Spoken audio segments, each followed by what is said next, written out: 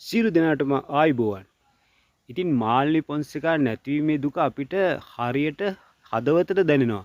මොකද අපේ හදවතත් එක්ක අපි ජීවිතයත් එක්ක ජීවත් වූ නිලියක් තමයි මේ මාල්නි පොන්සේකා කියන්නේ. මොකද ඇය රඟපාන චවනිකා හරිම තාත්විකයි. ඒ වගේම හරි සජීවීකරණයක් තිබෙනවා. ඉතින් හැම නිලියන්ටම ඒ වගේ සජීවීකරණයක් එක්ක රඟපෑමක් ඉදිරිපත් කරන්න බෑ.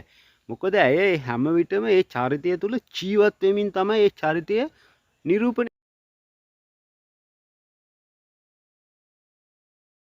ඉතින් අපි හීනකින්වත් හිතන්නේ නැති චරිතයක් තමයි මේ මාල්නි පොන්සේකා කියන්නේ. ඇය හැම වෙලේම ආධුනික නළු නිලියන්ට අත දුන්න නිලියක්. ඉතින් සමහර පුරුදු වෙන්න රඟපෑමට පුරුදු වෙන්න එන නිලියන්ට ඇය හැම විටම මුලසුන ගන්නේ නැතුව ඇය හැම විටම ඒ නළු නිලියන්ට මුලසුන දීලා පුහුණු කළා ඇය ඒ නළුවන්ට හොඳ දක්ෂ නළුවන් බවට පරිවර්තනය කිරීමට හැම වෙලාවෙම මේ මාල්නි පොන්සේකා උදව් කරා. ඉතින් අපි දන්නවා ඇය ඉතාමත්ම නිහතමානී චරිතයක්. ඇය කවදාවත් ඇයගේ ජනප්‍රියත්වයෙන් උඩගුනේ නැහැ. හැමෝටම ඒ ජනප්‍රියත්වය අරගෙන හැමෝටම උදව් කරපු නිලියක්. ඉතින් ඇය ගැන මේ සටහන අනිවාර්යෙන්ම එක්ස්ටර්නල් YouTube නාලිකාව තබනවා. ඉතින් ඇය මේ රටට ඇත්තටම නැතිවීම තැවැන්ත පාඩුවක්.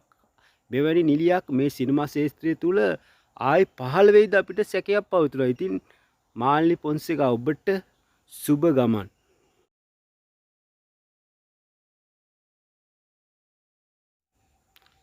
යලිත් ඔබ අප අතරම ඉපදේවා.